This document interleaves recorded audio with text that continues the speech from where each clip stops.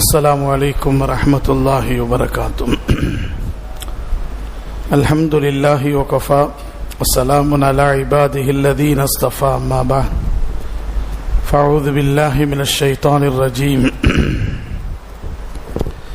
بسم الله الرحمن الرحيم.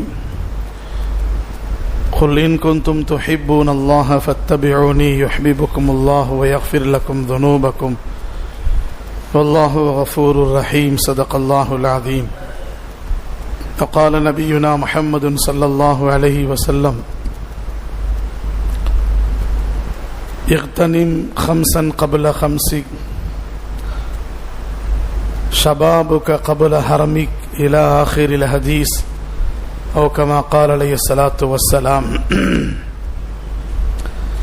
اللهم صل على سيدنا محمد وعلى آل سيدنا محمد وبارك وسلم. கண்ணியத்திற்குரிய அல்லாஹ்வின் நல்லடியார்களே, அல்லாஹ் ஜல்ல ஷானஹு தஆலா ஜுமாவுடைய அமலை நிறைவேற்றக்கூடிய பாக்கியத்தை நம் அனைவர்களுக்கும் தந்திருக்கிறான்.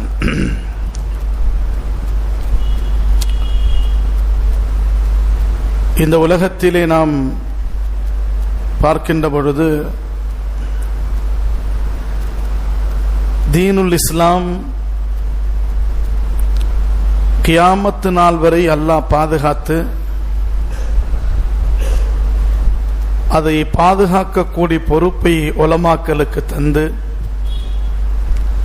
உலமாக்களுடைய பேச்சை கேட்டு உலகத்தில் வாழக்கூடிய முஃமின்கள் அமல் செய்வார்களேயானால், அன்பானவர்களே, இஸ்லாமை பாதுகாப்பது மட்டுமல்ல, உலகம் முழுவதும் சீக்கிரமாக இஸ்லாம் பரவும்.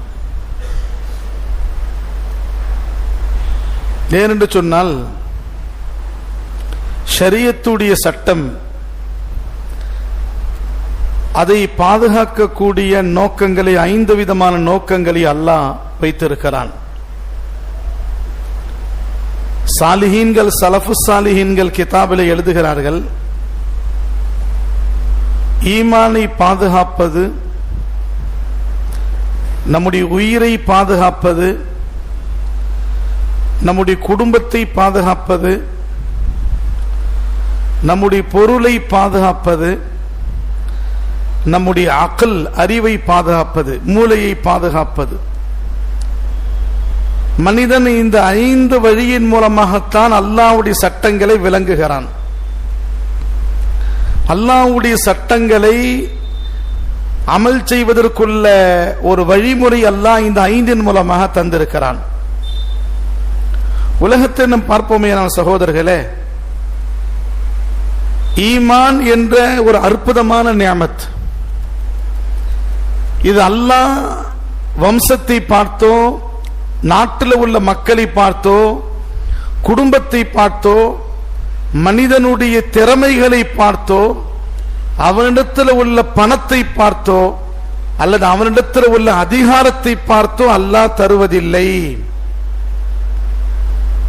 அல்லாஹ் யாரை பிரியப்படுகிறானோ அவர்களுக்கு மட்டும்தான் என்ன தரான்? சொல்லுங்க. துட்டா, ஈமான், பணத்தை எல்லாத்துக்கும் அல்லாஹ் தரான். முஸ்லிம்களுக்கு, காஃபிர்களுக்கு, யகூதிகளுக்கு, நசாராக்களுக்கு. ஆனால் அவர்கள் ஈமான் என்பது நான் சொன்ன இந்தந்த காரணத்துக்கான அல்லாஹ் தருவதில்லை. யாரை பிரியப்படுவானோ அவருக்கு தான் அல்லாஹ் ஈமான தருவான். இல்ல காந்தானி வம்சத்தை பார்த்துதான் ஈமான் தர வேண்டும் என்று அல்லாஹ் ஒரு முடிவு கட்டியிருந்தால், ரசூலுல்லாஹுடைய சச்சாவுக்கு அல்லாஹ் தந்திருப்பான். அபூ தாலிப் அவர்களுக்கு, இப்ராஹிம் அலைஹிஸ்ஸலாமுடைய தந்தை ஆசர் அவர்களுக்கு தந்திருப்பான். லூத் அலைஹிஸ்ஸலாமுடைய மனைவிக்கு தந்திருப்பான். நூ அலைஹிஸ்ஸலாமுடைய மகனும் மனைவிக்கு அல்லாஹ் தந்திருப்பான். பெரும் பெரும் நபிமார்களுடைய குடும்பத்தில் உள்ள பெண்களுக்கும் ஆண்களுக்கும் குழந்தைகளுக்கும் தராத ஈமானை அல்லாஹ் நமக்கு கேட்காமலே தந்திருக்கிறான். நம்ம கேட்டோமா? நம்ம நாமும் கேட்கல, அப்பாவும் கேட்கல, தாதாவும் கேட்கல, நம் வம்சத்தில் யாருமே கேட்கல. ஆனா அல்லாஹ் நமக்கு ஈமானை தந்திருக்கிறான். கேட்காமலே அந்த ஈமானை அல்லாஹ் நமக்கு தந்தனால இன்னைக்கு அந்த ஈமானுடைய மகத்துவம் நம்முடைய உள்ளத்தில் இல்ல. நடந்து முடிந்த எலெக்ஷன்ல உள்ள நம்ம வாலிப பெண்களுடைய நிலைமைகளை நாம் பார்த்தோம். குறிப்பாக இஸ்லாமிய வாலிப பெண்கள். அதாவது அவனை ரசூல் மட்டும்தான் இவங்க சொல்லல, இவர் எங்களுடைய வாழ்க்கை இவருக்கு தான், எங்களுடைய வாழ்க்கையை இந்த ஹீரோவுக்கு தான், அதற்காக வேண்டிதான் நாங்கள் வாழ்கிறோம். ஒரு அம்மா சினிமா பார்த்துட்டு வெளியே வராங்க, புர்கா போட்டு கொண்டு வராங்க. நான் ஜும்மா விட்டுட்டு கூட சினிமா பார்க்க வந்தேன். எதை விட்டுட்டு? நீங்க வீடியோ கேட்டீங்களா இல்லையா? ஜும்மாவுடைய நாள், அல்லாஹ்வுடைய ரஹ்மத் இறங்கக்கூடிய நாள். சூர கஹஃப் படித்தால் தஜ்ஜாலுடைய ஃபித்னாக்களை விட்டும் பாதுகாக்கப்படக்கூடிய நாள். சூரத்துல் கஹஃப்ல ஆரம்ப 10 ஆயத்து, கடைசி 10 ஆயத்தை யார் ஓதுவாரோ தலையிலிருந்து கால் வரை நூறானியத்தை அல்லாஹ் தருகிறான். மஹ்ஷர் மைதானத்தில் அல்லாஹ்விற்கு வெற்றியை தருவான். தஜ்ஜாலுடைய ஃபித்னாக்களை விட்டும் அல்லாஹ் பாதுகாப்பான். கபூலியத்தான நேரங்கள் இருக்கிறது. தரூத் ஷரீஃப் 80 தடவை ரசூலுல்லாஹி ஸல்லல்லாஹு அலைஹி வஸல்லம் தரூத் படித்தால் கடலில் உள்ள நுரைகள் அளவுக்கு அல்லாஹ் பாவத்தை மன்னிக்குகிறான். அப்பேற்பட்ட ஒரு புனிதமான நாளில ஒரு பர்தா அணிந்த, புர்கா அணிந்த, கலிமா சொன்ன ஒரு பெண் மீடியாக்களை பேட்டி கொடுக்குகிறாள். நான் அல்லாஹ்விடத்துல துவா செய்த வந்த இந்த படம் வெற்றி ஆகணும், இந்த படத்துக்கு வெற்றி கிடைக்கணும். கபர்ல போன உடனே 4 கேள்வி எக்ஸ்ட்ரா அந்த பொம்பள்கிட்ட கேட்பான் அல்லாஹ். மாமூல 3 கேள்விதான். மன் ரப்புக மா தீனுக மன் ஹாதர் ரஜுல். 4வது கேள்வி என்ன? உலகத்தில் உன் ஹீரோ யாருன்னு கேட்பான். அப்ப தெரியும் கபருடைய அதாப் ஒரு நெருக்கும் போதுதான் உலகத்தில் செய்த அநியாயங்கள் அவர்களுக்கு தெரியும். ஈஸியா கிடைத்து விட்ட ஈமானுடைய பாக்கியத்தை விளங்காத நம்முடைய வாலிப பெண்கள் ஹீரோக்களுக்கு, நடிகர்களுக்கு பின்னாடி ஓடக்கூடிய ஒரு சூழ்நிலை வந்து விட்டது. இத்தனை வருடங்களாக தப்லீகுடைய ஜமாத்தின் மூலமாக, உலமாக்களின் மூலமாக, மதரசாக்களின் மூலமாக, மக்தபின் மூலமாக, இஸ்திமாக்களின் மூலமாக, குசூசி முலாகாத்தின் மூலமாக நாம் பாதுகாத்த ஈமானை, ஈமானுடைய உழைப்பை சில நாட்களிலேயே அவர்கள் அழித்து ஒரு கூட்டத்திற்கு பின்னாடி ஓடுகிறார் என்று சொன்னால், அல்லாஹ்வுடைய பயம் இல்லாமல் நம்ம படைத்த ரப்பு ஒருவன் இருக்கிறான்.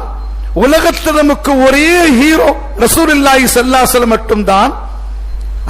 அவருடைய சுன்னத்தை பின்பற்றாமல் நடிகர்களுக்கு பின்னாடி ஓடக்கூடிய ஒரு இளைஞர் சமுதாயம், பெண்கள், ஆண்கள் இன்னைக்கு கைர் கௌம்களை விட, காஃபிர்களை விட இஸ்லாமியர்கள் அதிகமாக இருக்கிறார்கள். நீங்கள் கண்கூடாக பார்த்திருப்பீர்கள். பார்த்தமா இல்லையா? சொல்லுங்களேன். மப்ளர் போட்டுக்குது, தெருவா சுத்துறது, விசில் அடிக்கிறது, தொழுகைக்கு இடையூறு கொண்டு வர்றது, எவ்வளவு பெரிய அனாச்சாரங்கள் நடந்துச்சு. மஹ்ஷர் மைதானத்தில் காப்பாற்றுவாங்களா ஹீரோக்கள் எல்லாம்? இஸ்லாம் நபி ஸல்லல்லாஹு அலைஹி வஸல்லம் காலத்தில் இளைஞர்கள் எப்படி இருந்தார்கள்? நபியுடைய காலத்தில் வாலிபர்கள் எப்படி இருந்தாங்க? நீங்க ஹதீஸுடைய கிதாபை புரட்டி பாருங்கள். Abdullah ibn Abbas, Abdullah ibn Umar, Abdullah ibn Amr ibn As, Abdullah ibn Masud, Saeed ibn Abu Saeed al Khudri, Abu Musa Ashari, Muadh ibn Jabal, Muawwith Muadh, ஹஜ்ரத் அலி இப்னு அபி தாலிப், இவர்கள் எல்லாம் வாலிபர்களாக நபியுடைய காலத்தில் இருந்தார்கள். இவர்கள் மூலமாகத்தான் இந்த இஸ்லாம் இன்னைக்கு வரையும் அல்லாஹ் ஸ்ட்ராங்காக வைத்திருக்கிறான். ஒவ்வொரு துறையிலே மகான்களாக இவர்கள் இருந்தார்கள். ஒரு பக்கம் தாவத்துடைய வேலை செய்து கொண்டே குர்ஆனை பாதுகாக்கக்கூடிய பொறுப்பை அப்துல்லாஹ் இப்னு அப்பாஸ் எடுத்துக்கொண்டார். ஹதீஸை பாதுகாக்கக்கூடிய பொறுப்பை இப்னு மஸ்ஊதும் அப்துல்லாஹ் இப்னு உமர் எடுத்துக்கொண்டார். இஸ்லாமிய ஆட்சியை பாதுகாக்கக்கூடிய பொறுப்பை அம்ர் இப்னு ஆஸும் மற்றும் அலி இப்னு அபி தாலிப் எடுத்துக்கொண்டார். நீதித்துவத்தை ஜஸ்டிஸ் என்ற பொறுப்பை ஏற்றுக்கொண்டு நீதமான தீர்ப்பு கொடுக்க வேண்டும் என்ற அடிப்படையிலே மக்களுக்கு போதித்த மிகப்பெரிய சஹாபி முஆத் இப்னு ஜபல். பெரும் சஹாபாக்கள் காலத்திலே சுப்ரீம் கோர்ட் நீதிபதியாக இருந்தவர்கள் முஆத் இப்னு ஜபல். இவர்களும் வாலிபர்கள் தான். நம் வாலிபர்கள் இந்த சஹாபாக்களுடைய வரலாறை புரட்டி பார்த்தால், அவர்களுடைய வாழ்க்கை பார்த்தால் சகோதரர்களே, 1500 வருஷமாக இந்த இஸ்லாம் நாளுக்கு நாள் வளர்ந்து கொண்டிருக்கிறது என்று சொன்னால், இந்த ஆரம்ப காலத்தில் நபியுடைய காலத்தில் நபியோடு இருந்து கொண்டு இஸ்லாத்துக்காக வேண்டி பாடுபட்ட இந்த வாலிப சஹாபாக்கள் தான். ஹரம் ஷரீஃபில் நபி தொழுது கொண்டிருக்கிறார்கள். ஹரம் ஷரீஃபில் நபி தொழுது கொண்டிருக்கிறார்கள். ஒரு கோட்டீஸ்வரர், அவர் இஸ்லாத்தை ஏற்றுக்கொண்டார். அப்பா அம்மாவுக்கு ஒரே ஒரு மகன், வீட்டை விட்டு விரட்டடித்து விட்டார்கள். அவர் ஆடை அணிந்தால் 200 திர்ஹத்துக்கு சமமான ஆடை அவர் அணிவார். மக்கமா நகரத்தில் குவாலிட்டியான துணி உடுத்தக்கூடியவர். அவர் அத்தர் பூசிக்கொண்டால் எந்த தெருவில் போனாலும் அந்த தெருவில் நடந்து சென்ற அவருடைய தெருவிலே ஒரு வாரம் வரையும் அத்தருடைய வாசனை அங்கு அடிக்கும். அந்த அளவுக்கு அதாவது என்ன பொருளாதாரத்தில் உச்சத்தில் இருந்தவர். அவர் நடந்து போனாலே அந்த தெருவில் உள்ள மக்கள் எல்லாம் அவர்கள் பார்ப்பார்கள். அந்த அளவுக்கு அழகானவர். லா இலாஹ இல்லல்லாஹ் முஹம்மது ரசூலுல்லாஹ் கலிமா சொன்னார். வீட்டிலிருந்து விரட்டடிச்சாங்க. அப்பா ஒரு துணி கூட தரல, அம்மா ஒரு டாத்து ஒரு பர்ச்சிட்டு கொடுத்தாங்க. அது 2ஆ கிழிச்சார். ஒன்னு லுங்கி கட்டி கொண்டார், மேல ஒரு போர்வை போர்த்து கொண்டார். நபி ஸல்லல்லாஹு அலைஹி வஸல்லம் ஹரம் ஷரீஃபில் தொழுது கொண்டிருக்கும் பொழுது அந்த சஹாபி, இஸ்லாத்தை ஏற்றுக்கொண்ட வாலிப சஹாபி ஹரம் ஷரீஃபுக்குள்ள உள்ளே நுழைகிறார். அவர்களுடைய ஆடை பார்க்கிறாங்க நபி. அவர்களுடைய ஆடையிலே ஆங்காங்கு கிழிந்து இருக்கிறது. நூலால் தச்சு இருக்கிறார், ஒட்டு துணி போட்டு தச்சு இருக்கிறார். மேலே போட்டப்பட்ட அந்த எஹ்ராம் துணி மாதிரி உள்ள அந்த தாட்டு துணியிலே தைப்பதற்கு கூட நூல் இல்லாமல் கிழிந்த ஆடையிலே அவர் ஹரம் ஷரீஃபுக்குள்ள வருகிறார். அலுராங்க நபி ஸல்லல்லாஹு அலைஹி வஸல்லம் அந்த சஹாபியை பார்த்து கூப்பிட்டாங்க. அந்த சஹாபி பேர் என்ன? முஸ்அப் இப்னு உமைர். அவர் பேர் என்னங்க? முஸ்அப் அவர் பெயர். அந்த அப்பா பேர் உமைர். முஸாபே இங்க வாங்க. எவ்வளவு ஆடம்பரமான வாழ்க்கை நீங்கள் வாழ்ந்து கொண்டிருந்தீர்கள். உயர்தரமான அத்தரி பூசிக் கொண்டிருந்தீங்க, குவாலிட்டியான ஆடை உடுத்தினீங்க. எண்ணெய் கொண்டு அல்லாஹ்வை கொண்டு ஈமான் கொண்டனால் இந்த மாதிரி நிலைமையில வந்துட்டீங்களே, உங்களுக்கு மனசு கஷ்டமா இருக்குதா? நபி ஸல்லல்லாஹு அலைஹி வஸல்லம் கேட்டாங்க. இல்லை யா ரசூலல்லாஹ், உயர்தரமான ஆடைகளும் அத்தர் பூசிக்கொண்டு நான் நடந்து செல்வேனே, அதில் கிடைக்கக்கூடிய இன்பத்தை விட இந்த ஆடை உடைத்துக் கொண்டு உங்களை சந்திப்பதிலே 70 மடங்கு இன்பத்தை நான் பார்க்கிறேன் என்று முஸ்அப் இப்னு உமைர் சொன்னார். அன்பானவர்களே, இஸ்லாத்துடைய மக்கமா நகரத்தில் நடந்த சம்பவம். இஸ்லாம் வேகமா பரவல, கொஞ்சம் கொஞ்சமா மக்கள் இஸ்லாத்தை ஏற்றுக்கொண்டிருக்கிறார்கள். நபி ஸல்லல்லாஹு அலைஹி வஸல்லம் அவர்கள் நுபுவத்துடைய கடைசி 3 வருஷத்திலே மக்காவிலே நபி ஸல்லல்லாஹு அலைஹி வஸல்லம் சந்திக்க மினாவுடைய மைதானத்தில் டென்ட்ல மதீனாவில் இருந்து 6 நபர்கள் வருகிறார்கள். நபியை சந்திக்கிறாங்க. அவரிடத்தில் இஸ்லாத்தை ஏற்றுக்கொள்கிறார்கள். அந்த 6 நபர்களும் நபியிடத்தில் சொல்றாங்க, யா ரசூலல்லாஹ், நீங்கள் மதீனாவுக்கு வாங்க. நபி ஸல்லல்லாஹு அலைஹி வஸல்லம் ஆரம்பத்தில் ஏற்றுக்கல. அப்ப அந்த 6 நபர்கள் கேட்டாங்க, எங்க மதீனாவிலே அவுஸ் ஹஸ்ரஜ் கூட்டம் இருக்கிறது, ஷிர்க் செய்யறாங்க, அவங்க யஹூதிகளும் இருக்கிறாங்க, இஸ்லாத்தை ஏற்றுக்கொண்ட 6 பேர் நாங்களும் இருக்கிறோம். எங்களுக்கு ஒரு உஸ்தாத், ஒரு முபல்லிக், ஒரு தாயி, ஒரு ஆசிரியர் எங்களுக்கு தேவை. எந்த மாதிரி ஆசிரியர்னா, சில நிமிடங்கள் பேசினாலே மக்களுடைய உள்ளங்களை கவரக்கூடிய, அவர் பேச்சை கேட்டு இஸ்லாத்துக்குள்ள வரக்கூடிய ஒரு உஸ்தாத் எனக்கு அனுப்புங்க அப்படின்னு மதீனாவுடைய 6 சஹாபாக்கள் கேட்கும் பொழுது நபி ஸல்லல்லாஹு அலைஹி வஸல்லம் ஹஜ்ரத் அபூபக்கர், உஸ்மான், அலி போன்ற பெரும் பெரும் சஹாபாக்கள் அந்த கூட்டத்தில் இருக்க முஸ்அப் இப்னு உமைரை கையை பிடித்து கொடுக்கிறாங்க. இவர்தான் உங்களுடைய மதீனாவுடைய உஸ்தாது, அழைச்சிட்டு போன்றான். அன்பானவர்களே, அந்த வாலிபர் போகிறார். முஸ்அப் இப்னு மதீனாவுக்கு போறாங்க. ஷிர்க் நிறைந்த பூமி. போன பிறகு மதீனத்துல் முனவ்வராவிலே பெரும் பெரும் தலைவர்கள் இருக்கிறார்கள். உஸைத் இப்னு ஹுதைர், முஆத் இப்னு ஜபல், சாத் இப்னு முஆத், சாத் இப்னு உபாதா போன்ற பெரும் பெரும் தலைவர்கள் இருக்கிறாங்க. அன்பானவர்களே, அல்லாஹ் இந்த துனியாவை துறந்து வீட்டை விட்டு அல்லாஹ்வுக்காக வெளியே வந்தாரே ஹஜ்ரத் முஸ்அப் இப்னு உமைர், அவருக்கு எவ்வளவு பெரிய டேலண்ட், சலாஹியத்தை அல்லாஹ் தந்தான்னா, ஒரு காஃபிர், ஒரு முஷ்ரிக், ஒரு யஹூதி, ஒரு நசாரா ஹஜ்ரத் முஸ்அப் ரலியல்லாஹு இடத்திலே 2 நிமிஷம் பேசினாலே அவர் முஸ்லிம் ஆயிடுவார். அந்த அளவுக்கு அல்லாஹ் பேச்சில அசராத்தை கொடுத்தான். ஒரு பெரியார சொன்னாரா, இதான் இடையில கேட்பேன், நீங்க பதில் சொல்லணும் இன்ஷா அல்லாஹ். ஒரு பெரியார சொன்னாராம், கிதாப் எழுதி இருக்கிறாங்க. என்ன அப்படின்னா, ஹஜ்ரத் எனக்கு துவா ஓதி கொடுங்க, பேச்சு குழந்தைக்கு சரியா வரமாட்டேன், துவா ஓதி கொடுங்க. தேன் இல்லை, தண்ணியில தேன் கொண்டு வாப்பா அப்படின்னாராம் அவர். தேன் இல்லை, அந்த தின்ன டப்பால அசுத்து ஓதி ஊதுனாரா, அந்த தண்ணி தேனா மாறிடுச்சான். தண்ணியில மாறிடுச்சான், தேனா. ஹஜ்ரத் என்ன துவா ஓதுனீங்க? நான் குர்ஆன்ல உள்ள இந்த ஆயத்தை ஓதனப்பா. சரி, அந்த தேன் ஆயிடுச்சு. அசுத்து ஓதுன அந்த தேனு, துவா படிச்ச தேன் ஆயிடுச்சு. இப்போ ஓதி எடுத்துட்டு போனா இருப்பார் அந்த பாய். அவர் என்ன செய்தாருன்னா, பாட்டில்ல தண்ணி வச்சுக்கிட்டாரு. குர்ஆன்ல ஓதுன அந்த ஆயத்தை அவர் ஓதுனாரு. யாரு? கைக்கு ஹஸ்ரத் பாஸ் ஜானா. நம்ம ஏன் அசுத்துட்டு போகணும்? ஆயத்து சொல்லிட்டாரு, அந்த ஆயத்து வச்சு நம்ம ஓதிக்கலாம் அப்படின்னு சொல்லி ஓதுனா எங்க தேனா மாறும்? தண்ணியா தான் இருக்குது. மறுபடியும் முஸ்தாத் இடத்துல வந்தார், அவர் பெரியார் இடத்துல வந்தார். ஹசரத், நீங்க சொன்ன துவாவை நான் ஓதனே, அந்த துவானால தேனா மாறல, தண்ணி தான் இருக்குது. அப்ப ஹசரத் சொன்னாங்களாம், குர்ஆனுடைய ஆயத்து உண்மையானது, ஆனா ஓதக்கூடிய நபர் வைத்து தான் தண்ணி தேனாக மாறும். ஹசரத் சொன்னாங்களாம், நான் எனக்கு விவரம் தெரிந்த காலத்திலிருந்தே, அதாவது பாலிகான காலத்திலிருந்து இன்று வரை என்னுடைய நாவிலிருந்து ஒரு பொய்யான பேச்சு கூட வரல. मेरे जिंदगी में एक बार भी झूठ नहीं बोला मैं. ஒரு தடவை பொய் சொல்லல, அடுத்தவரை திட்டல, கெட்ட வார்த்தை வரல. வெறும் அல்லாஹ்வுடைய திக்ரும் அல்லாஹ்வுடைய வஹ்தானியத் குர்ஆனை மட்டும் ஓதரே. என் நாக்கு பொய்யான நாக்கல்ல, உண்மையான நாக்கு.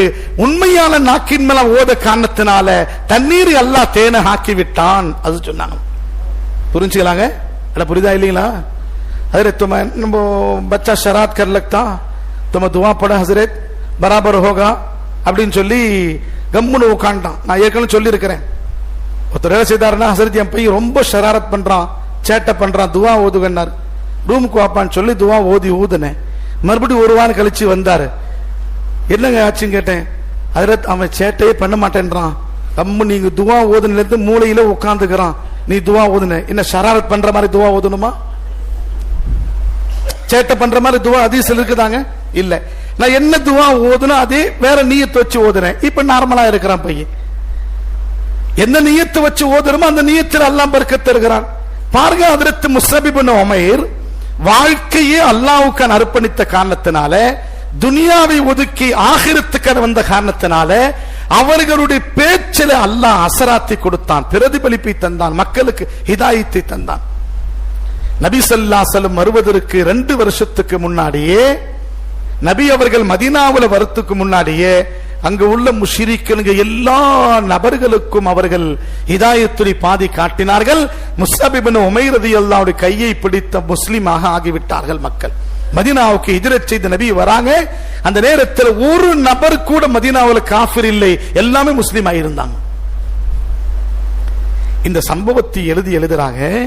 இவருக்கு 60 வயசோ 40 வயசோ அல்லது 80 வயசோ இல்லை, 25 வயசு வாலிபர். இவர் ஒரு வாலிபர், முழு மதீனத்துல் முனவ்வராவை புரட்டி போட்டவர்.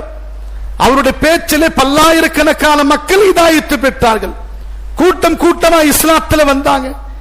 உஹதுடைய போர்ல ஷஹீதாக்கப்பட்டார்கள். அவ்வளவு பெரிய அற்புதமான சஹாபி. அல்லாஹ் ஜல்ல ஷானஹு தஆலா நபியுடைய சுஹபத் இருந்த காரணத்தினால எவ்வளவு பெரிய வெற்றி தந்தான் பாருங்க. அவ எழுதுறாங்க, பெரியார்கள் எழுதுறாங்க, இந்த வாலிபரின் மூலமா அல்லாஹ் அந்த மதீனாவுக்கு ஹிதாயத்தை தந்தான். முஆத் இப்னு ஜபலின் மூலமாக சிரியா நாட்டுக்கு ஹிதாயத்தை தந்தான். அப்துல்லா இப்னு மஸ்ஊத் ரலியல்லாஹு மூலமாக ஈராக் நாட்டுக்கு அல்லாஹ் ஹிதாயத்தை தந்தான். அப்துல்லா இப்னு அம்ர் இப்னு ஆஸிம் ரலியல்லாஹு மூலமாக எகிப்து நாட்டுக்கு அல்லாஹ் ஹிதாயத்தை தந்தான். அப்துல்லா இப்னு அப்பாஸ் ரலியல்லாஹு மூலமாக தாயிஃப் நகர மக்களுக்கு அல்லாஹ் ஹிதாயத்தை தந்தான். இவர்கள் எல்லாம் வாலிப பருவத்திலே ஒரு நாட்டையே சமாளிக்கும் அளவுக்கு ஹிதாயத்துடைய வழியை காட்டும் அளவுக்கு வாலிபர்களா உருவாக்கி அனுப்பினார்கள் நபி ஸல்லல்லாஹு அலைஹி வஸல்லம். அதே சில்சிலாவில் வந்தவர்கள் தானே நாமும். நம்முடைய வாலிபர் எங்கே இருக்கிறான்? முதல் படம் எங்கு வந்து அங்க கொண்டு போய் பாலபிஷேகம் செய்யறான், பாலபிஷேகம். அந்த நடிகருடைய பெயரை வந்து தன்னுடைய கையில ரத்தத்தால் எழுதுகிறான், பிளேடுல கிழித்து அதிலிருந்து வரக்கூடிய ரத்தத்தை போஸ்டர்ல அந்த நடிகருடைய பெயரை எழுதுகிறான். நாளை மறுமை நாளிலே அவனோடு தான் எழுப்பப்படுவான், கியாமத்து நாளே அவனோடு தான் எழுப்பப்படுவான். இன்னைக்கு நம் சமுதாய வாலிபர்கள் சகோதரர்களே, நம் சமூகத்திலே ஏன் இந்த அளவுக்கு சீர்கேடுன்னா, பெரியவர்கள் எல்லாம் அமைதியா இருக்கிறாங்க, வாலிபர்களுக்கு வழிகாட்டல, வாலிபர்கள் வழி தவறி போய் கொண்டிருக்கிறாங்க. ஷிர்க் ஷிர்கா நினைக்கல, குஃப்ரு குஃப்ரா நினைக்கல. அவன்தான் என்னுடைய முன்னோடி, அவன்தான் என்னுடைய வாழ்க்கையின் ஒரு நமூனா என்பதை நினைத்துக் கொண்டு நடிகர்களுக்கு பின்னாடி ஓடுகிறார்களே, கைர்கமுக்கு பின்னாடி ஓடுகிறார்களே. நாளை மறுமை நாளையிலே சஹாபாக்களுக்கு முன்னாடி நிப்பாட்டினால் உன்னுடைய வாலிபத்தை எப்படி நீ செலவழித்த என்று கேட்டால் என்ன பதில் இருக்கிறது? நாளை மறுமையிலே 5 கேள்வி அல்லாஹ் கேட்பான், 5 கேள்வி அல்லாஹ் கேட்பான். உன்னுடைய வாழ்க்கை எப்படி நீ செலவழித்த, உன்னுடைய வாலிபத்தை எப்படி நீ செலவழித்த, எப்படி சம்பாதித்த பணத்தை எப்படி செலவழித்தாய், 5வது எதை தெரிந்து கொண்டாயோ அதன்படி அமல் செய்த என்று அல்லாஹ் நாளை மறுமையிலே கேட்டால் என்ன பதில் இருக்கிறது? அந்த 25 வருஷத்துடைய வாலிப பருவம் அன்பான தங்கத்தை விட மேலானது. அந்த வாலிப பருவத்தில் தான் நம்முடைய வாலிபர்கள் வழி தவறி செல்கிறார்கள். இன்னைக்கு ஜும்மா பயானா இருந்தாலும் சரி, மற்ற தீன் விளக்க பொதுக்கூட்டமா இருந்தாலும் சரி, வாலிபர்கள் வந்து கேட்பதில்லை, பயான கேட்கறது இல்ல, யாருமே வந்து ஆர்வமா கேட்கறது இல்ல. இப்ப அசத்து பயான் பண்றாருன்னா இந்த டாபிக் தான் பேசுவாரு, நம்ம தேவையில்லைன்னு சொல்லி போயிடுறாங்க. குத்பா 2வது குத்பா ஏறும்போது ஒரு பெரும் கூட்டம் வருகிறது. ஒவ்வொரு நபரும், அவர் வாலிபரா இருக்கட்டும், பெரியவரா இருக்கட்டும், பெண்களா இருக்கட்டும், 5 விஷயங்கள் பாதுகாப்பது நம்ம மீது கடமை. பாதுகாக்கலாமா? நம்முடைய ஈமானை பாதுகாக்க வேண்டும். நம் பிலால் ரலியல்லாஹு நெஞ்சில கல்ல வச்சாங்க, உயிர் விடுவதற்கு தயாரா இருந்தார் பிலால், ஆனா ஈமான் விட தயாரா இல்லை. ஹஜ்ரத் ஹுபைப் தூக்கு மேடையில் ஏற்றப்பட்டார், 80 அம்புக்களால் எரியப்பட்டார், உடம்பு ஜல்லடைமாறு ஆயிடுச்சு. திடீர்னு சிரிச்சார், திடீர்னு அழுகுறார். அபூ சுஃபியான் பார்த்தார், முஸ்லிம் அவள் அந்த நேரத்தில் அவர் அழுகுறாருப்பா, உயிருக்கு பயந்துதான் அழுறார். அது தூக்கு மேடையிலிருந்து அவர் கீழே விடு என்பதா சொல்லும் பொழுது ஹுபைப் ரலியல்லாஹு இடத்துல கேட்கப்பட்டது, ஏன் அழுகுறீங்க? நான் ஏன் அழுகுறேன்னு தெரியுங்களா? எனக்கு அல்லாஹ் ஒரே ஒரு உயிர் கொடுத்திருக்கிறான். எது உயிர்? என் உடம்புல உள்ள முடி, எத்தனை முடி இருக்கிறதோ அந்த முடி அளவுக்கு எனக்கு அல்லாஹ் உயிர்களை தந்திருந்தால் ஒவ்வொரு உயிரை நான் அல்லாஹ்வுக்காக வேண்டி குர்பானி கொடுப்பேன் என்று சொன்னார். எனக்கு ஒரு உயிர் தான் இருக்கிறதே, 1000 உயிர்களை எனக்கு அல்லாஹ் தந்திருந்தால் ஒவ்வொரு உயிரை அல்லாஹ்வுக்கு நான் தியாகம் செய்திருப்பேன், அர்ப்பணித்திருப்பேன் என்பதாக சொன்னார். இவர்களுக்கு முன்னாடிதான் நம்மை அல்லாஹ் நாளை மறுமையில நிப்பாட்டுவான். இவர்கள் எல்லாம் உயிர் தியாகம் செய்தாங்க ஈமானை பாதுகாக்க. ஈமானை பாதுகாத்து உயிரை துறந்தார்கள். நீங்கள் ஈமானை பாதுகாக்க என்ன துறந்தீங்க கேட்பான் அல்லாஹ் நாளை மறுமையில். இனி கூட்டம் கூட்டமாக இஸ்லாத்தை விட்டு ஓடக்கூடிய வாலிப பெண்கள் வாலிபர்கள் அதிகமாகி விட்டார்கள். ஆனா ஈமானை பாதுகாக்க நம்மிடத்தில் எந்த விதமான உழைப்புகள் இல்லை சகோதரர்கள்.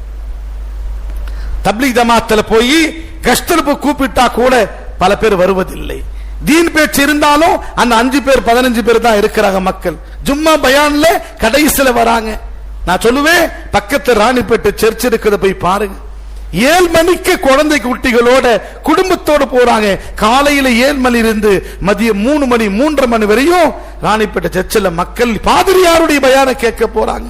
சத்திய மார்க்கத்திற்கு கூடிய நாம் வாரத்தில் ஒரு நாள் கூட இல்ல, ஒரு அரை மணி நேரம் கூட அல்லாஹ் ரசூல் பற்றி நாம கேட்கல அப்படின்னு சொன்னா நம்முடைய ஈமானை ஈஸியான முறையிலே காஃபிர்கள் பறித்து சென்று விடுகிறார்கள். பயான் கேட்கக்கூடிய ஒரு பழக்கம் நம்மிடத்திலிருந்து போய்விட்டது. நீங்க பயான் கேட்காதனாலதான் இமாம் சாப் கூட இந்த பழைய பயான செய்யறாங்க. மூசா அலைஹிஸ்ஸலாம், ஈசா அலைஹிஸ்ஸலாம், இப்ராஹிம் அலைஹிஸ்ஸலாம். நீங்க அசான் சொன்ன உடனே பள்ளிக்கு வந்துட்டீங்க, மஸ்ஜிது நிரம்பிடுச்சு அப்படின்னு சொன்னா இன்னைக்கு என்ன தேவை?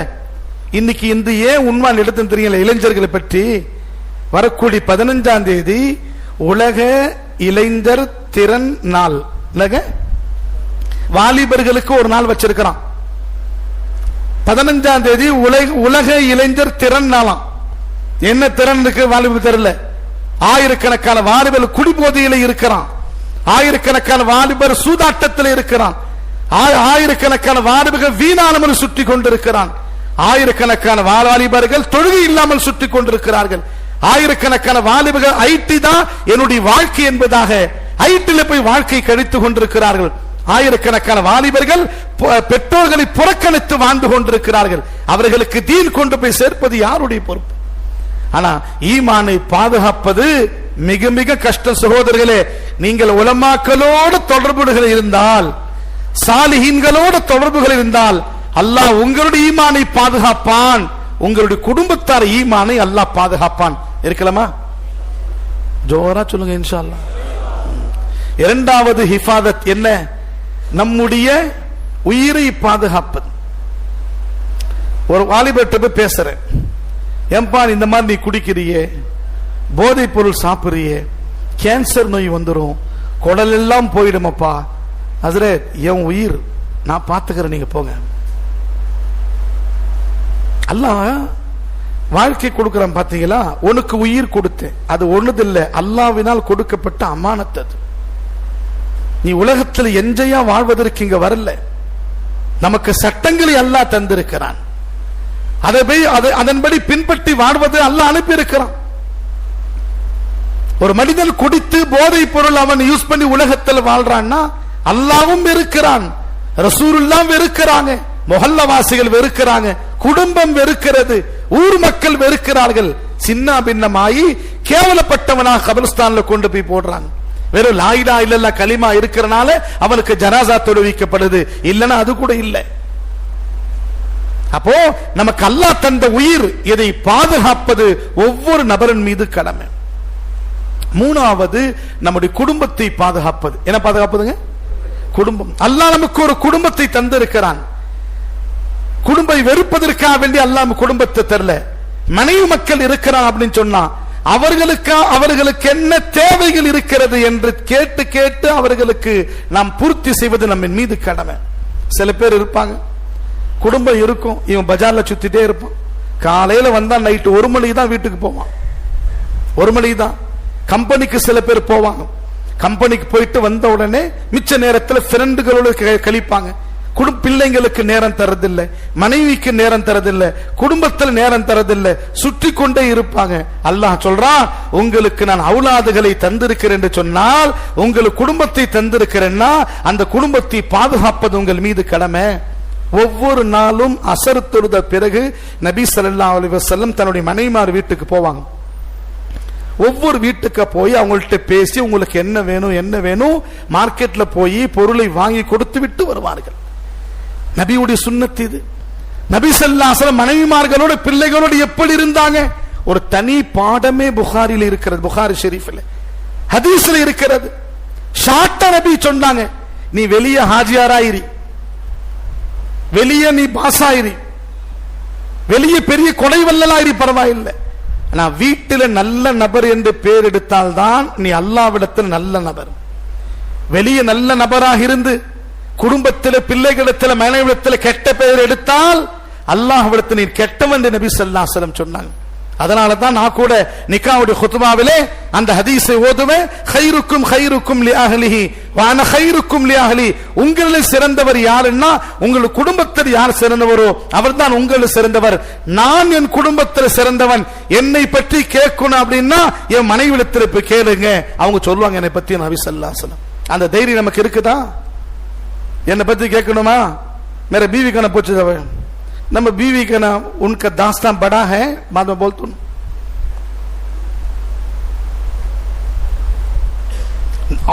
நம்ம வந்து 99 நல்ல செயல் செய்திருந்தோம், ஏதாவது தப்பு வீட்டில் செய்திருந்தா அதான் ஹைலைட் பண்ணுவாங்க. அப்போ நம்ம மூணாவது நம்ம குடும்பத்தை பாதுகாப்பது நம்ம மீது கடமை. நாலாவது நமக்கு அல்லாஹ் அமானிதமா தந்த பணம் ஹராமான வழியில செலவழிக்க கூடாது, தேவையில்லாத வஸ்துக்களை செலவழிக்க கூடாது. ஏழை எளிய மக்களுக்கு செலவழிப்பது, குடும்பத்தில் செலவழிப்பது, அல்லாஹ்வுடைய பாதையில் செலவழிப்பது, அல்லாஹ்வுடைய பாதையில் செல்வது, மதரசாக்கள் மஸ்ஜிதுகள் கட்டும் போது அதற்காக வேண்டி நாம் உதவிகளை செய்வது, அது போக மிச்சம் உள்ள மாலை நாம் நம்முடைய பிள்ளைகளுக்காக வேண்டி பாதுகாப்பது நம்ம மீது கடமை. ஐந்தாவது மிக முக்கியமானது ஈமானுக்கு அடுத்து இந்த அக்ல், அறிவு. என்னதுங்க? அறிவு. இன்னைக்கு உலகத்தில் பார்த்தோம் அப்படின்னா ஃபிர்கா பாத்திலாக்கள், வழி தவறிய கூட்டங்கள் அதிகமா இருக்கிறது. நேத்து நல்லா இருந்தான், இன்னைக்கு நான் தான் மஹதின்றான். நேத்து நல்லா இருந்தான், டெல்லியில மும்பையில ஒருத்தர் 4 மாசம் சாத்தி 4 மாசம் போன ஒரு பெரிய அமீர்ஷா, இப்ப அவன் தனி குரூப் உருவாக்கிட்டு இருக்கான். அதாவது என்ன கேட்க யாரும் இல்ல உலகத்தில். ஷக்கீல் பின் ஹனீஃப் என்ற ஒருத்தன் மும்பையில இருந்தான், யூபி சேர்ந்தவன். அவன் தன்னை பலவிதமான தாவாச்சு, நான் தான் மஹதி என்று சொல்றான். நபி ஸல்லல்லாஹு அலைஹி வஸல்லம் சொன்னாங்க, கியாமத்தின் நாள் வரை குழப்பங்கள் இருந்து கொண்டே இருக்கும். ஷரியத்துடைய விஷயத்துல உங்களுடைய திமாகை, மூளையை, அறிவை யூஸ் பண்ணாதீங்க. ஷரியத் என்ன சொல்கிறதோ, அல்லாஹ் ரசூல் என்ன சொல்கிறார்களோ, அந்த குர்ஆன் ஹதீஸ் வைத்த உலமாக்கள் எது சொல்கிறார்களோ அதுக்கு பின்னாடி போக. உங்களுடைய மூளைக்கு ஷரியத்துடைய விஷயம் எட்டலையா, அப்ப அல்லாஹ் ரசூல் பற்றி கேளுங்க என்று நபி ஸல்லல்லாஹு அலைஹி வஸல்லம் சொல்றாங்க. இந்த மூளையை பேதலிக்க செய்வது, மூளையில் உள்ள அறிவை போக்குவது போதை பொருட்களும் இந்த சாராயம் தான் என்பதை நாம் விளங்கிக் கொள்ள வேண்டும். அன்பானவர்களே, இந்த 5 விஷயங்களை பாதுகாப்பது, ஈமானை பாதுகாப்பது, உயிரை பாதுகாப்பது, குடும்பத்தை பாதுகாப்பது, பொருளை பாதுகாப்பது. ஐந்தாவது 4 சொல்லிட்டுங்க, 5வது சொல்லிட்டுங்க அஜித்து, அறிவை பாதுகாப்பது. பொதுவாகவே இந்த 5 விஷயங்கள் மூலமாக நம் சமூகத்தை அல்லாஹ் பாதுகாக்குகிறான். எனவே வாலிபரா இருக்கக்கூடிய இந்த மஜ்லிஸிலே ஆரம்பமா இருக்கக்கூடிய ஈமானை பாதுகாத்து, உலமாக்களுடைய பேச்சை கேட்டு, நம் சமுதாய மக்களுக்காக வேண்டி பல சேவைகளை செய்து, நமக்கு ஒரே ஒரு ஹீரோ ரசூல் ஸல்லல்லாஹு அலைஹி வஸல்லம் மட்டும்தான். உலகத்தில் எத்தனையோ தன்னை ஹீரோ என்பதா வாதிட்டவர்கள் எல்லாம் மண்ணோடு மண்ண ஆகிவிட்டார்கள். கபர்ல, மஹ்ஷர் மைதானத்திலே, அல்லாஹ்வுடைய தர்பாரிலே, மீசான்ல நம்முடைய அமல் எடை போடும் பொழுது, சிராத்துல் முஸ்தகீமுடைய பாலத்தை கடந்து செல்வதற்காக வேண்டி சிபாரிசு செய்யக்கூடிய ஒரே ஒரு நபர் ரசூலுல்லாஹி ஸல்லல்லாஹு அலைஹி வஸல்லம் மட்டும்தான். நபி ஸல்லல்லாஹு அலைஹி வஸல்லம் மட்டும்தான். வேறு யாருமே எந்த நபியும் வரமாட்டார்கள். நபி மட்டும்தான் ஷஃபாஅத் செய்வார்கள். நபி ஸல்லல்லாஹு அலைஹி வஸல்லம் அல்லாஹ்வுடைய தர்பார்ல எந்த அளவுக்கு சஜிதா செய்வாங்க, அல்லாஹ் கோபம் போய் ரஹ்மானுர் ரஹீம் சிஃபத்தில் வருவான். நம் நபியை பார்த்து சொல்வான், இர்ஃபா ரஸக யா முஹம்மத் வஸல் துஅதா வஷ்ஃபா துஷஃபா. தலை உயர்த்துங்கள் யா ரசூலல்லாஹ், நீங்கள் கேளுங்க நான் உங்களுக்கு தரேன். ஷஃபாஅத் செய்யுங்க, நான் ஷஃபாஅத்தை ஏற்றுக்கொள்றேன். எல்லா கோடிக்கணக்கான முஸ்லிம்களுக்கு நபி ஷஃபாஅத் செய்வாங்க. நபியுடைய ஷஃபாஅத் அடிப்படையில் நாம் சொர்க்கம் செல்வோம் நாளை மறுமையிலே. இவங்க யாரும் வரமாட்டானுங்க. எல்லாம் இவங்க நிலைமை என்ன ஆகும்? 13வது ஜுசுவிலே சூரத்து இப்ராஹிம் என்ற சூறாவிலே அல்லாஹ் அருமையான முறையிலே கடைசி பகுதியில் சொல்லி இருக்கிறான், இவர்கள் எல்லாம் உங்களை ஏமாற்றுவார்கள். ஏண்டா என் பின்னாடி நீங்க சுத்தினீங்க, நானே நரகத்துக்கு போறது தயாரா இருக்கிறேன் அப்படின்னு சொல்லி இவனை பின்பற்றியவர்கள் அனைவர்களையும் அவன் கைவிட்டு விடுவான், அந்த இப்லீஸ்ன்னு சொல்லி அல்லாஹ் குர்ஆன் ஷரீஃப்ல சொல்லி காட்டுகிறான். ஃபலா தலூமுனி வலூமு அன்ஃபுஸக்கும். எல்லா மக்களும் பொதுமக்கள் சேர்ந்து அவனை திட்டுவாங்களாம், உன்னை நம்பி உன் பின்னாடி வந்தேனே அப்படின்னு சொல்லுவாங்களாம். அப்ப அவன் சொல்லுவானா, என்ன திட்டாதீங்க, நீங்களாவது திட்டிக் கொள்ளுங்கள், என் கூடவே நரகத்துக்கு வாங்கன்னு சொல்லி அவனும் நரகத்துக்கு போவான், அவனோடு சேர்ந்து மக்களையும் நரகத்து அழைத்து செல்வான். சூரத் இப்ராஹிம்ல அல்லாஹ் சொல்லி காட்டுகிறான். எனவே அன்பான சகோதர பெரியார்களே, வாலிப சமுதாயம் திருந்த வேண்டும், அல்லாஹ்வுடைய பயத்தை கொண்டு வர வேண்டும், ரசூலுல்லாஹ்வுடைய சுன்னத்தை பின்பற்ற வேண்டும், ஷிர்க் ஷிர்காக பார்க்க வேண்டும், குஃப்ரு குஃப்ராக பார்க்க வேண்டும். ஈமானை பாதுகாக்கக்கூடிய ஒரு வழியை நாம் தேர்ந்தெடுத்து அதன்படி அமல் செய்யணும். இன்ஷா அல்லாஹ் செய்யலாமா? இன்ஷா அல்லாஹ். அல்லாஹ் ஒரு பெரிய பாக்கியத்தை தருவானாக. வாஹிரு தாவானா அல்ஹம்துலில்லாஹ்.